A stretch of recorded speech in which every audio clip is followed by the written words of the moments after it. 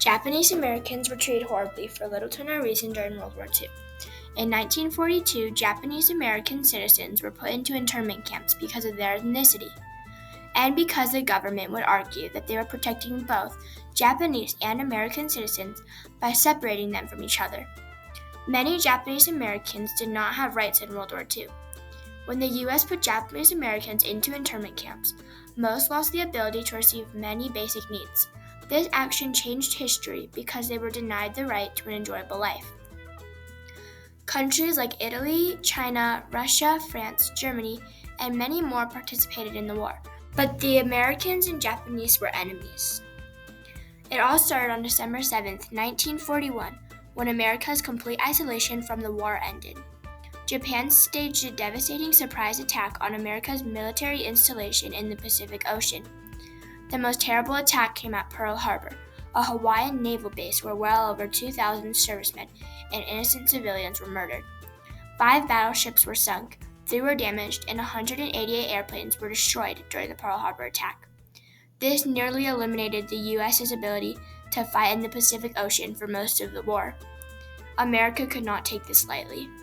On December 8, 1941, Franklin D. Roosevelt concluded, "No matter how long it may take us to overcome this premeditated invasion, the American people in their righteous might will win through absolute victory."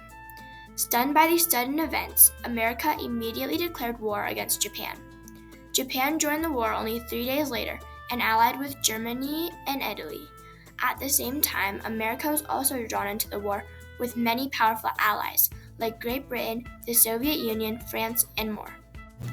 This caused absolute anger and distrust toward the innocent Japanese American citizens living in America at the time of the war, not only by other U.S. citizens, but also by Japan, for they did not like that the citizens were moving to America. Slowly, many believed that the internment of Japanese Americans may have been needed for the U.S. citizens' safety. Because of this, they were forced out of their homes and into internment camps, even though they were completely innocent. The government was now fully under the perspective that the Japanese citizens were a large threat and needed to disappear in the U.S. After the Pearl Harbor attack, anti-Japanese fears and suspicions grew, and the government decided to put them into internment camps. Fear had risen in the States, and people were afraid that the Japanese citizens were undercover and spying on them. After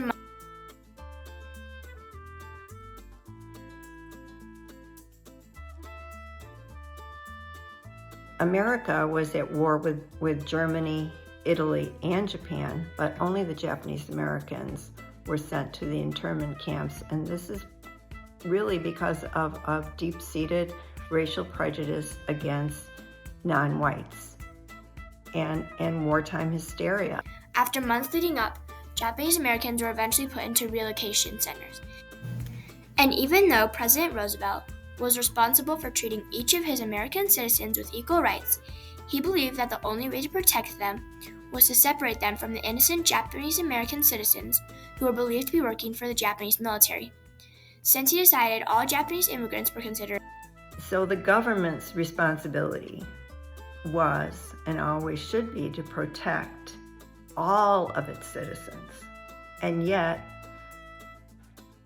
most of the people that were interned, most of the Japanese Americans were citizens, and they were not protected, and their rights were not respected and honored.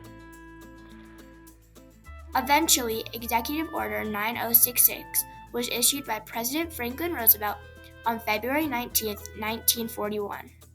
This order authorized the forced removal of all persons deemed a threat to national security from the West Coast to relocation centers further inland, resulting in the incarnation of Japanese Americans. In the next 6 months, approximately 122,000 men, women, and children were forcibly moved to assembly centers. They were then evacuated and confined, isolated, fenced, and guarded relocation centers, also known as internment camps. They did this even though about 120,000 American soldiers involved in Pearl Harbor were Japanese Americans, and nearly 2/3 were U.S. citizens, born and raised, and most of them had full citizenship. Many government officials and other citizens had the outlook that the internment camps were good for their safety. However, the Japanese American citizens knew they were innocent, stuck with the point of view for the rest of their lives. The internment of Japanese Americans during World War II was a significant violation of civil rights because it highlighted the so-called negativity of their nationality. Stuck already in internment camps, there were 1,862 recorded deaths in only a couple of camps between 1942 and 1946, all of which were due to lack of medical care, food, shelter, or money. But they lost more than just that. They lost all basic rights. Not only did they suffer from common diseases at the time, they also struggled with long-term health consequences, including psychological anguish, as well as increased cardiovascular disease. Psychological studies concluded that the anguish of being released from camp without the opportunity to regain work and lost sense of purpose led some to commit suicide. They didn't just lose physical rights, they lost tradition, culture, and language. Stevie Murphy Shigematsu, a Stanford professor, told us, people were reluctant to do things in public that could be identified as Japanese. Younger people were discouraged from speaking Japanese, so the language has not continued among Japanese Americans. We can all agree that the internment camps were terrible and ugly, but maybe the big scar that they left in America's history had huge positive impacts as well. For example, the last Japanese internment camp closed in March 1946. President Gerald Ford officially repealed Executive Order 9066 in 1976. In 1988, Congress issued a formal apology and passed the Civil Liberties Act, awarding $20,000 each to over 80,000 Japanese Americans as reparations for their treatment.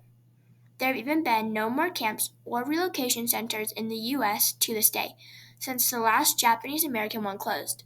This research is important because it allows more attention to the reason people discriminated against Japanese Americans, even though they were completely innocent during World War II.